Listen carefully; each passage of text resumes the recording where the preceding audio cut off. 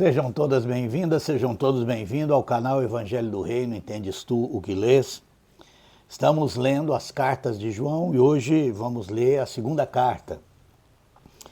Antes de começarmos, se você ainda não é inscrito no canal, inscreva-se, já dá o seu joinha, acompanhe as nossas publicações todo domingo às 10 horas da manhã.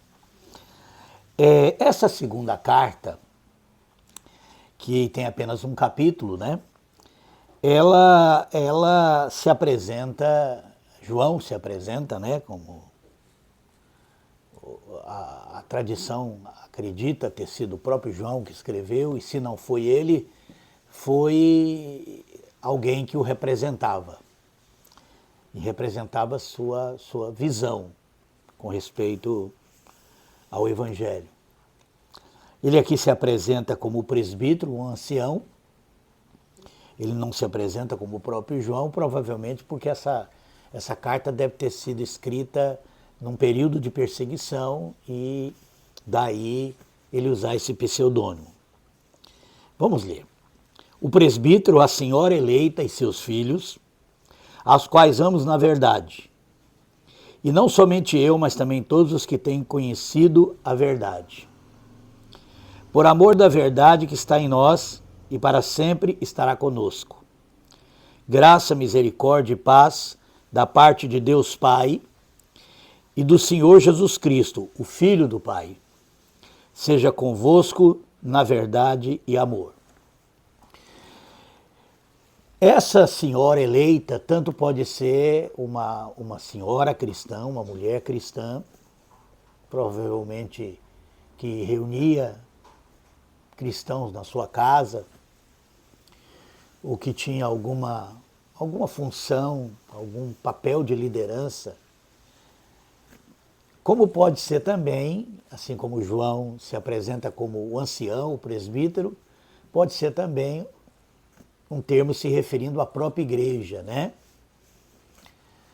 Que naquele tempo vinha sofrendo grande perseguição. Vamos lembrar que João também escreveu o livro de Apocalipse, que trata sobre a grande perseguição à igreja, primeira grande perseguição dos gentios, né, à igreja, e também fala sobre o início da apostasia. E é por isso, né, porque eles estão convivendo com essa realidade, forte perseguição e também de apostasia, que ele ressalta a questão da verdade. Por amor da verdade que está em nós e para sempre estará conosco. Graça, misericórdia e paz da parte de Deus Pai e da do Senhor Jesus Cristo, Filho do Pai. Seja convosco na verdade e amor. Versículo 4. Muito me alegro por achar que alguns de teus filhos andam na verdade, assim como temos recebido o mandamento do Pai. Presta bem atenção. Andam na verdade, assim como nós temos seguido o mandamento do Pai. E agora, Senhora, rogo-te que, como se escrevesse um novo mandamento, mas aquele mesmo que desde o princípio tivestes, que nos amemos uns aos outros. Essa é a verdade com respeito a Jesus Cristo. Essa é a verdade com respeito ao mandamento de Deus. E o amor é este, que andemos segundo os seus mandamentos. Esse é o mandamento, como já desde o princípio ouvistes, que andeis nele. Então, mais uma vez, João ressalta a necessidade de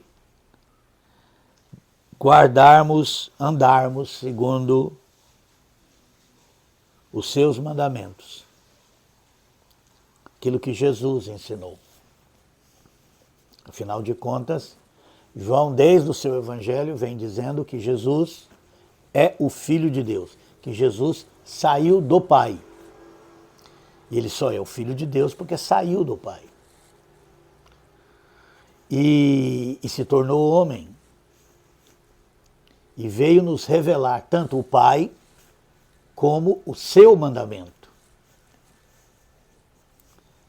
E aqui ele vai então falar sobre os falsos mestres que já estavam surgindo naqueles dias. Surgindo dentro da igreja, esses falsos mestres, que ele na primeira epístola chama de anticristos, e aqui ele vai explicar por que eles são anticristos. Verso 7, porque já muitos enganadores entraram no mundo, os quais não confessam que Jesus veio em carne. Esse tal é o enganador e o anticristo.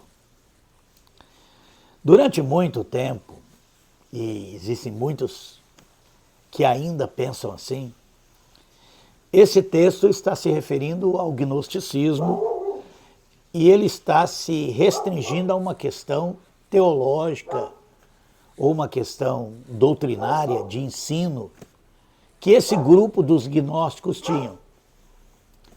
E os gnósticos, eles, como tinham muita influência da cultura grega e achavam que a materialidade que havia no mundo estava relacionada a algum tipo de queda, esses gnósticos não acreditavam que Jesus realmente tinha se tornado homem, ou seja, eles não acreditavam que Deus havia se tornado um homem de verdade. Então eles negavam isso. Eles não acreditavam dessa forma. Eles achavam que o corpo de Jesus era um corpo parecido com a natureza humana, mas não era, por causa dessa crença que eles tinham, devido a essa influência da cultura grega, do pensamento grego. E muitos historiadores e teólogos dizem que João está se referindo a isso, ao gnosticismo. E seria muito fácil, né, se realmente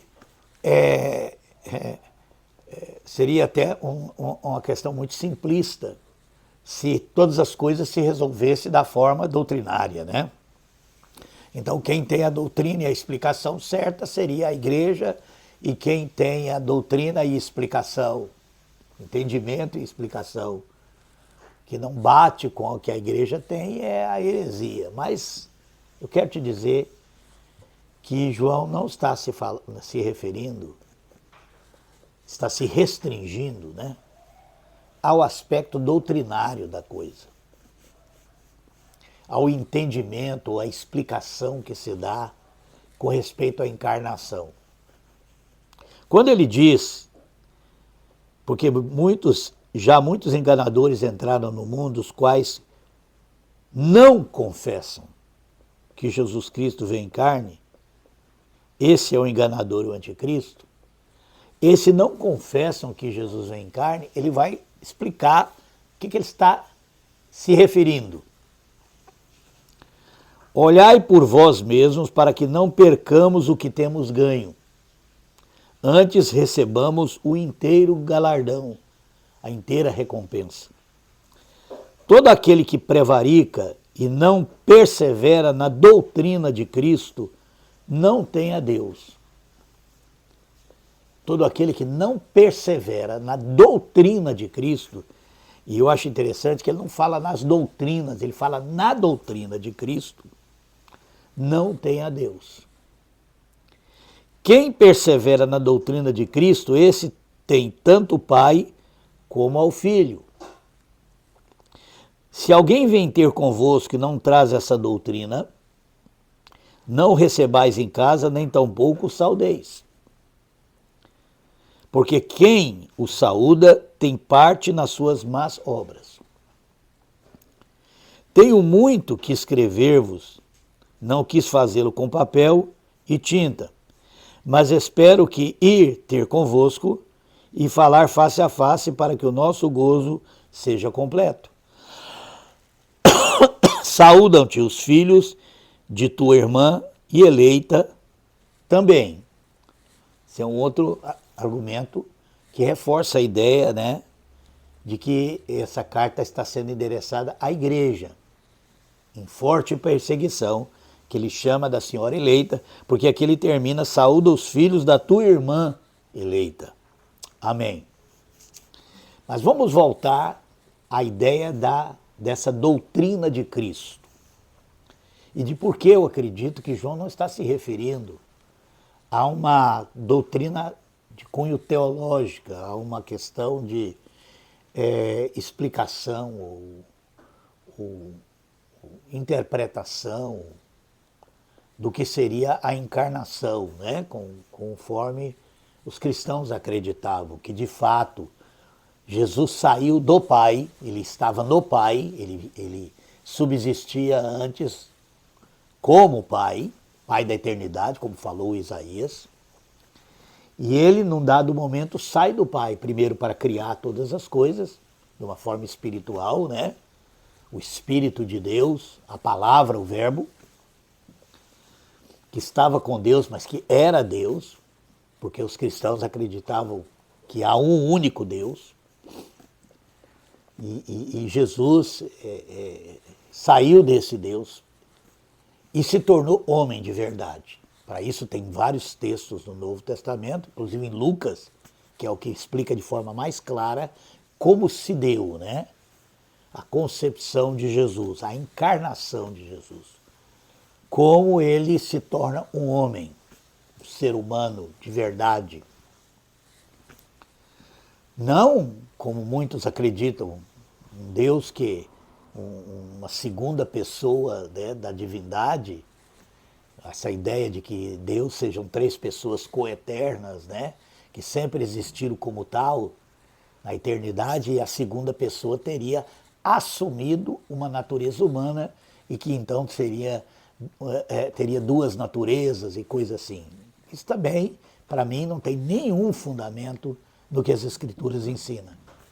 Deus, de fato, como diz lá em Filipenses capítulo 2, ele se esvazia da sua condição divina, aí sim, ele não apenas saiu do Pai, como aconteceu na criação, mas mantendo ainda a sua natureza, sua condição espiritual divina, mas aqui ele se esvazia e se torna um homem.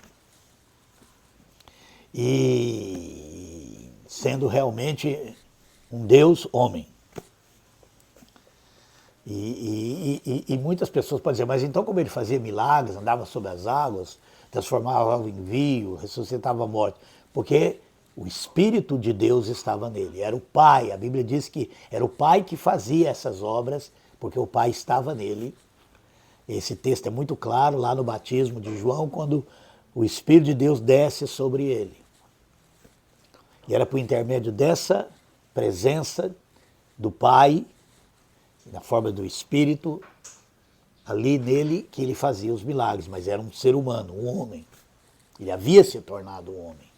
Esse foi o preço, né, altíssimo, pago por Jesus para a nossa salvação. Não foi apenas morrer na cruz, foi se tornar homem. Porque se tornando homem, ele pôde nos revelar o Pai. E é justamente essa doutrina de Cristo, que vai muito além, né, de uma explicação correta, se a gente pode dizer, né? Porque toda a explicação vem de uma interpretação humana, de uma leitura humana. Deus nunca, pessoalmente, ditou, né, uma explicação de si mesmo. É lendo as Escrituras e conhecendo o Evangelho que nós podemos entender isso de uma forma ainda limitada. Mesmo o que eu tenho falado aqui é uma forma limitada. É a forma como eu leio, né? Por isso que esse canal se chama Entendes Tu o que lês? Mas não é porque eu estou tentando dizer que eu entendo e você não, e eu estou explicando. Não, eu estou compartilhando a minha leitura das Escrituras com vocês. E é por isso que eu não posso acreditar que esse texto esteja se referindo há apenas uma interpretação doutrinária ou teológica com respeito à encarnação. Quando ele diz muito, porque já muitos enganadores entraram no mundo, os quais não confessam que Jesus Cristo veio em carne, esse tal é o enganador e o anticristo. Ainda que esse movimento do gnosticismo possa ser incluído aqui, ainda que aqueles que pensam que se tratar do gnosticismo, que João está se referindo, possa, de fato, também estar nesse texto, mas eu acho que a coisa é muito mais profunda. E isso tem a ver com o amor de Deus, com o propósito da encarnação, com o fato de Jesus ter vindo aqui para manifestar ao homem que Deus é amor, para nos dar o seu mandamento, que é amarmos uns aos outros. E João sempre faz essa referência, né, do mandamento de Deus. E sempre está relacionando essa questão de confessar que Jesus veio em carne, tendo esse entendimento do porquê que ele veio em carne. Ele veio em carne para nos revelar que Deus é amor. Ele veio em carne para nos revelar que Deus é amor, nos amando. E nos ensinar que nós devemos amar uns aos outros. Essa é a doutrina de Cristo. Eu me refiro a isso porque desde o gnosticismo e todas as outras chamadas heresias que solaparam, né, a fé cristã e que vão contribuir para a grande apostasia que vai acontecer dentro do Império Romano, que é a transformação da igreja numa instituição com governo hierárquico, com aproximação ao Estado, com conceitos terrenos de fé cristã e principalmente com a questão do moralismo, né? Aquela ideia de que a diferença entre os cristãos e os não cristãos é essa conotação moralista. E hoje é isso que o cristianismo virou no mundo, né? O cristianismo ou está preocupado em correr atrás daquilo que o mundo corre, riqueza e poder. Hoje, os que se dizem líderes cristãos estão muito mais próximos dos governantes e dos poderosos do que realmente dos excluídos, dos rejeitados, dos que sofrem injustiça.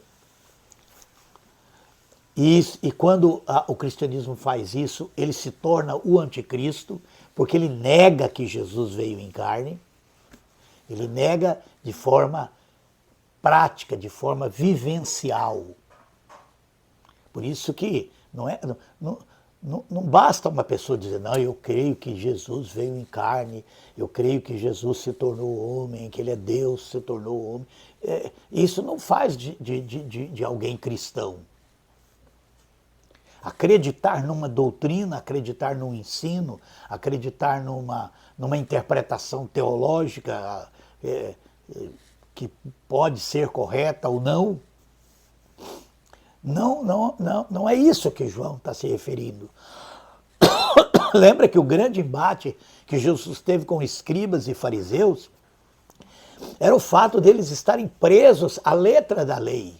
A ideia deles era interpretar a lei. Eles nunca entenderam a essência da lei, porque não conheciam a Deus.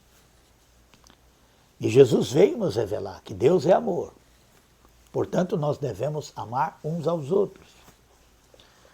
E se ele desceu aqui, tornou-se homem para revelar o amor de Deus, o perdão de Deus, a misericórdia de Deus, a salvação, então não tem outra forma de nós sermos cristãos que não seja anunciando as boas novas do Evangelho de perdão e amando uns aos outros.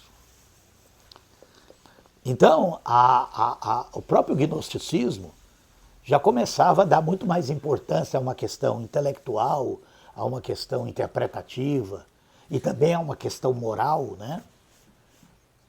Quando você estuda sobre essas heresias, né, que solaparam o cristianismo, elas tinham um quê de um moralismo exacerbado, né?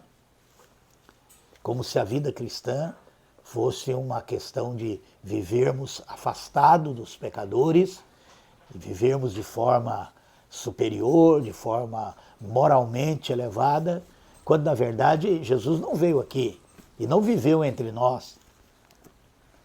E se há uma moral cristã, é uma moral que inclui a moral do amor, do perdão, da misericórdia, do serviço ao próximo.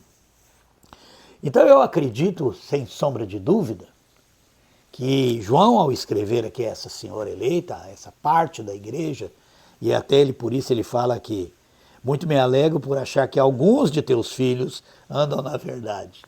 Já naquele tempo, alguns de teus filhos andam na verdade. Porque muitos já estavam flertando com o mundo, com a possibilidade de não ser perseguido e até de ter uma posição de destaque na sociedade, né? E ele escreve essa carta para essa igreja em perseguição, justamente para chamar a atenção de que nesse momento de grande perseguição era uma tentação tentar deixar de ser perseguido abrindo concessões ao mundo, que é o que vai acontecer no Império Romano, né? Aí já na parte final do Império Romano, quando o imperador Constantino põe fim à perseguição e traz a igreja para perto do poder do império. E ali nasce, né, a primeira igreja institucionalizada. Mãe de todas as outras, né? Porque mesmo a reforma protestante manteve essa ideia de igreja como uma instituição fundamentada num corpo teológico, doutrinário, que se impõe aos seus fiéis e que é responsável por essa divisão no corpo de Cristo, e enfraquecimento, né, do próprio testemunho. Porque uma igreja dividida não é uma igreja que se ama. Essa ideia de, você é meu irmão, mas fica aí porque você tem um ensino não muito correto, o correto é o nosso, né? Sempre tem essa ideia, né? Quando você junta pessoas em torno de um ensino que se impõe por ser o mais correto ou o único correto, você tem uma heresia, porque a palavra heresia é divisão. E é contra tudo isso que João está escrevendo, né? João sabe que existe uma única igreja, que ele chama de a Senhora Eleita. João sabe que nem todos os filhos dessa Senhora Eleita andam na verdade, já naquele tempo. E João, então, volta a dizer a importância de crermos que Deus veio ao mundo como homem, para nos revelar o seu amor. Isso é confessar que Jesus veio em carne. Confessar que Jesus veio em carne é viver uma vida tal que mostra ao mundo que Deus é amor, que mostra ao mundo que a moral mais elevada é a do amor, é a do perdão. Que Deus possa abrir o nosso entendimento para nós compreendermos qual é o ensino verdadeiro, qual é a verdade onde se fundamenta a fé cristã. E a verdade é essa, que Deus amou o mundo de tal maneira que deu seu Filho unigênito, para que todo aquele que nele crê não pereça, mas tenha a vida eterna. João 3,16. Essa é a verdade do Evangelho, a verdade de Deus, a confissão que Jesus veio em carne. Que Deus nos abençoe.